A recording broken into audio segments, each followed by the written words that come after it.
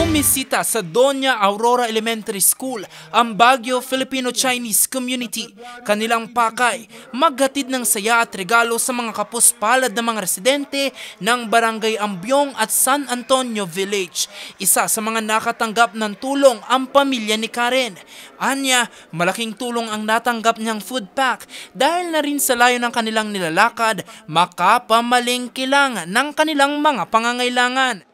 Sa barangay po namin walang kalsada, kaya kailangan mo umakyat talaga ng 197 steps. Kaya sabi ko nga po mas blessed din kami at napili kami.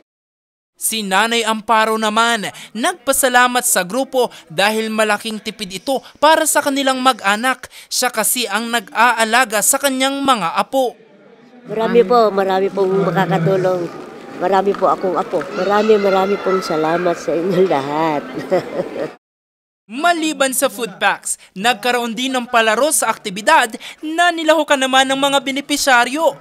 Ang aktibidad ay paraan ng Baguio Filipino-Chinese Community para ibahagi ang biyayang kanilang natanggap at suwerteng hatid ng pagpasok ng Year of the Wooden Dragon. Pero bukod dito, hatid din nila ang mensahe ng pagkakaisa, pag-asa at pagmamahalan. Dahil ito po ay hindi lamang para sa mga Chinese, kundi ito ay para sa atin lahat. Kami po ay masaya na magkasama kayo lahat. Sana po ay makatulong kami.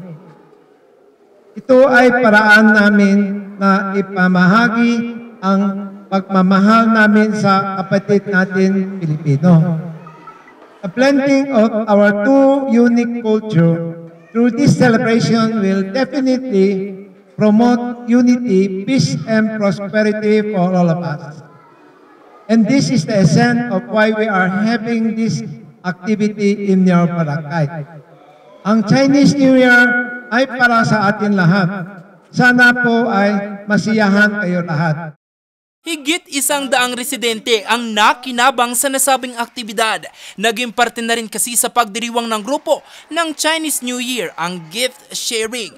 Ito na ang ika-26 na selebrasyon ng Spring Festival sa lungsod ng Baguio. Jose Robert Inventor para sa Luzon Headline.